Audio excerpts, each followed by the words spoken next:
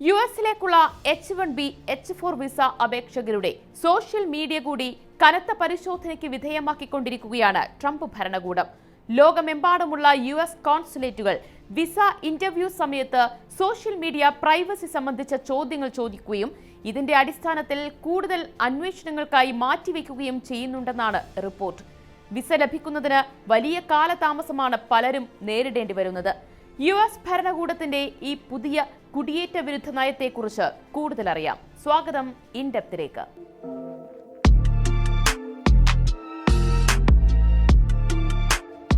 കഴിഞ്ഞ ഏതാനും ദിവസങ്ങളിലായി റെഡിറ്റ് ഉൾപ്പെടെയുള്ള സോഷ്യൽ മീഡിയ പ്ലാറ്റ്ഫോമുകളിൽ യുഎസ് വിസയ്ക്ക് അപേക്ഷിച്ച പലർക്കും ഇത്തരമൊരു അനുഭവം നേരിട്ടതായുള്ള വെളിപ്പെടുത്തലുകൾ വന്നുകൊണ്ടിരിക്കുന്നുണ്ട്.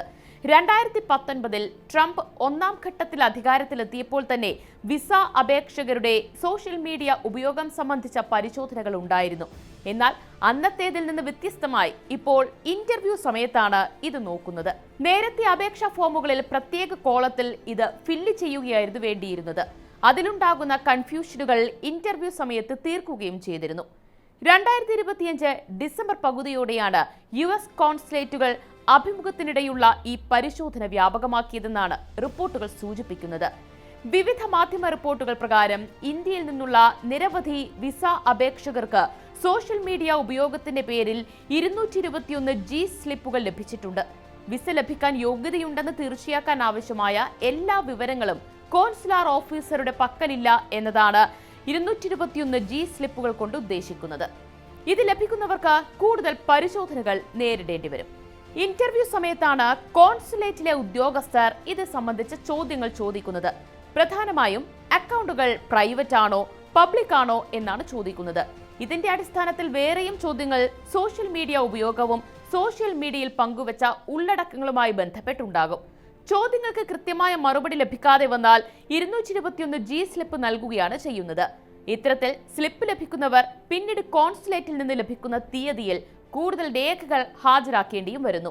തൃപ്തികരമല്ലെങ്കിൽ അപേക്ഷ തന്നെ നിരസിക്കപ്പെടാനും സാധ്യതയുണ്ട്. 221 G സ്ലിപ്പ് ലഭിക്കുന്ന എല്ലാവരുടെയും വിസ അപേക്ഷകൾ നിരസിക്കുമെന്ന് ഇതുകൊണ്ട് അർത്ഥമില്ല. എങ്കിലും സ്ലിപ്പ് ലഭിക്കുന്നവർ വിസ അനുവദിച്ചു കിട്ടുന്നതിന് കൂടുതൽ സമയം കാത്തിരിക്കേണ്ടി വരുന്നു. കൂടുതൽ രേഖകളുമായി വീണ്ടും കോൺസുലേറ്റിന് മുന്നിൽ ഹാജരാകേണ്ടിയും വരുന്നു. 221 G സ്ലിപ്പ് ലഭിക്കുന്നവർ ഒരു വർഷത്തിനുള്ളിൽ കോൺസുലേറ്റ് ആവശ്യപ്പെട്ട രേഖകൾ ഹാജരാക്കേണ്ടതുണ്ട്. അല്ലാത്തപക്ഷം വീണ്ടും പണമടക്കുകയും അപേക്ഷിക്കുകയും വേണം. സുരക്ഷാപരമായ കാരണങ്ങളും ഭരണപരമായ നയങ്ങളുമാണ് 2019 പരിഷ്കാരം ഇപ്പോൾ കർശനമാക്കിയതിന് പിന്നിലെന്നാണ് റിപ്പോർട്ടുകൾ പറയുന്നത്. അപേക്ഷകർക്ക് ഏതെങ്കിലും തരത്തിലുള്ള തീവ്രവാദ ഗ്രൂപ്പുകളുമായി ബന്ധമുണ്ടോ എന്നറിയാൻ അവരുടെ സോഷ്യൽ മീഡിയ സഹായിക്കുമെന്നാണ് യുഎസ് ഭരണകൂടത്തിന്റെ കണക്കുകൂട്ടലുകൾ. അപേക്ഷകർ സോഷ്യൽ മീഡിയയിൽ സ്വന്തം വ്യക്തിത്വം മറച്ചുവെക്കുന്നുണ്ടെങ്കിൽ അതിന്റെ കൂടുതൽ വിശദീകരണം തേടണമെന്നും കോൺസുലേറ്റുകൾക്ക് നിർദ്ദേശം നൽകിയിട്ടുണ്ട്. അപേക്ഷകർ സോഷ്യൽ മീഡിയയിൽ വ്യക്തിത്വം മറച്ചുവെക്കുന്നത് എന്തോ ഒളിക്കാനുള്ളത് കൊണ്ടാണെന്നാണ് യുഎസ് ഭരണകൂടം കണക്കുകൂട്ടുന്നത്. അതുകൊണ്ടാണ് ഇന്റർവ്യൂ സമയത്ത് അക്കൗണ്ട് പ്രൈവറ്റ് ആണോ പബ്ലിക് ആണോ എന്ന് പ്രത്യേകം ചോദിക്കുന്നത്. അപേക്ഷയിൽ നൽകിയിരിക്കുന്ന ജോലി, വിദ്യാഭ്യാസം, താമസം തുടങ്ങിയ കാര്യങ്ങൾ ലിങ്ക്ഡ്ഇൻ, ഫേസ്ബുക്ക് തുടങ്ങിയ പ്ലാറ്റ്ഫോമുകളിൽ നൽകിയതിന് സമാനമാണോ എന്നും പരിശോധിക്കുന്നുണ്ട്. നിയമവിരുദ്ധമായി അമേരിക്കയിൽ തങ്ങാൻ പദ്ധതിയിടുന്നവരെ ഈ കർശന പരിശോധനയിലൂടെ കണ്ടെത്താനാകുമെന്നാണ് യുഎസ് ഭരണകൂടം കണക്കുകൂട്ടുന്നത്.